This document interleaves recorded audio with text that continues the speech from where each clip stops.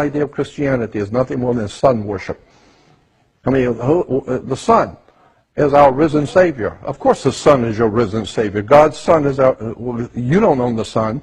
Africa doesn't own the sun. So who owns the sun? Well, obviously God owns the sun. Well, then it's God's sun.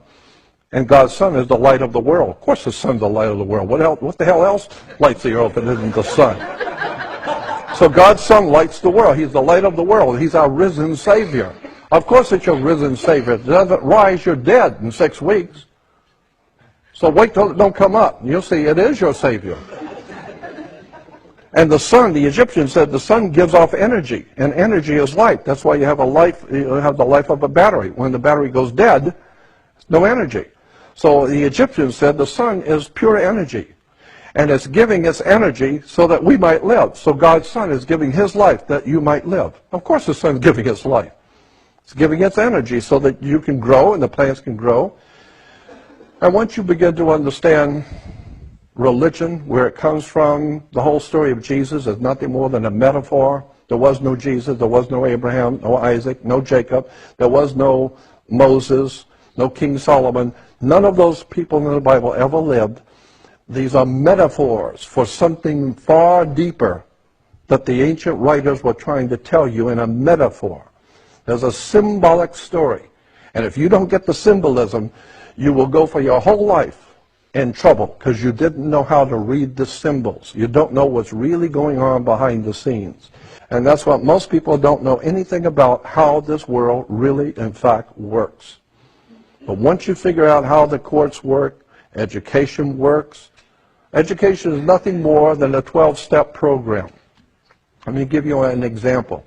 In the ancient Egyptian religion, one of the many different religions in Egypt, the ancient Egyptian religion of Horus. Horus was the sun in its rising. He was a god, God the sun. And Horus was spelled H-O-R-U-S.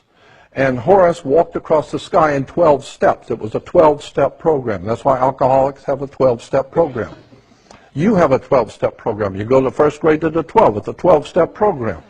So for the 12-step program, they have finally taught you what to kiss and when, and how to get a job, and who to bow down to, and all that. So they taught you now, and now you can go out and get a job. It's the 12-step program, first to the 12th grade. What is that based on? Horus. Horus was our god, the sun god in Egypt. He walked across the sky in 12 steps.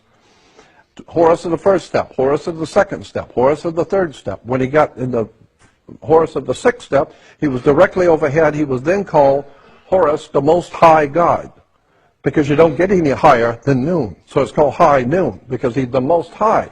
Why? Well, because after 1 o'clock, the sucker's going down. So he was the Most High at 12 noon. And so Horus walks across his 12 steps. So we say the same thing today. Same thing. We have 12 Horuses. But instead of H-O-R-U-S, we make it H-O-U-R-S. Becomes hours, changing the U and the R. Now it becomes 12 hours. No, it's 12 Horuses. And Horus represents light. The sun represents light. Light in Latin is Lucius.